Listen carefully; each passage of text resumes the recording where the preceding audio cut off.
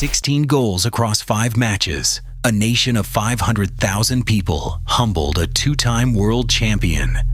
And an 18-year-old knelt on the grass and rewrote the record books before halftime. This was the biggest day of the World Cup so far, and it all began with one kid. We begin in Group H, because today, Group H was the entire tournament.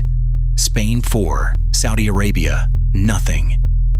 10 minutes in, Lamine Yamal scored his first ever World Cup goal at 18 years and 343 days. 14 days younger than Messi managed it, behind only Pelé in the history of this tournament. Then he dropped to his knees, pressed his forehead to the turf, and the whole planet reached for the same 2 words, the next one. His own manager begged us to stop.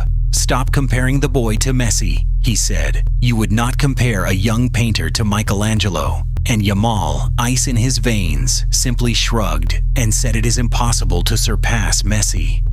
He is 40, and he is still the best. Oyarzabal added 2 more in 3 minutes. Saudi Arabia kindly scored in their own net, and Spain were out of sight. There is only one ghost in this Spanish dream. The last time they looked this untouchable, a Dutch side put 5 past the reigning champions and sent them home in a week. 2014. Enjoy the 4-0, Spain. We have all seen how fast this fairy tale can turn. But here is the twist, and it happened in the very same group. The 2-time world champions could not beat a country of 500,000 people. Cape Verde, at their first ever World Cup, went toe-to-toe with Uruguay and stole a point. Kevin Pina scored their first World Cup goal in history. Then Uruguay's 40-year-old keeper produced a horror show that gifted Cape Verde the equalizer. 2 shots on target, 2 goals. The smallest nation here just made a giant look ordinary. And Uruguay, 2-time world champions, are now staring at a second straight group stage exit. A dressing room their own manager has turned toxic. Suarez exiled. The whole project quietly falling apart. The giants are drowning. The minnows are dreaming. Then came the comeback. New Zealand struck first, Finn Sermon rising at a corner, and for an hour, the upset was alive. Then Egypt remembered who they were. Zico leveled it, and then the man himself, Mohamed Salah, the captain his own coach spent all week denying a rift with, stepped up and scored.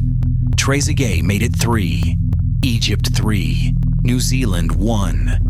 The last dance is not over yet. Japan were not interested in drama. 4-0, Tunisia.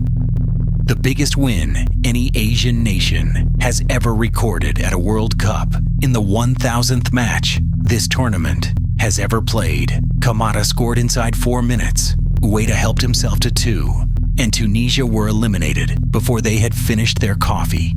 Japan's captain looked down a camera and said it out loud. We are here to win the World Cup. Bold. We will be holding you to that. And finally, the goalless game that started a diplomatic incident. Iran nothing, Belgium nothing. Burenvand stood on his head, De Bruyne ran into a wall, and Iran earned a point they had to fight 2 governments just to be allowed to play for. A beautiful game, they called it, in the worst conditions imaginable. So that was the day. The giants are sweating, the minnows are dreaming, and an 18-year-old scored younger than Messi ever did, then told the whole world Messi can never be touched, which leaves the only question that matters. Is Lamine Yamal already better than Messi was at this age, or are we setting up another kid to break our hearts all over again? Tell me in the comments. And if you want every single World Cup Day cut exactly like this, subscribe, and I will see you tomorrow.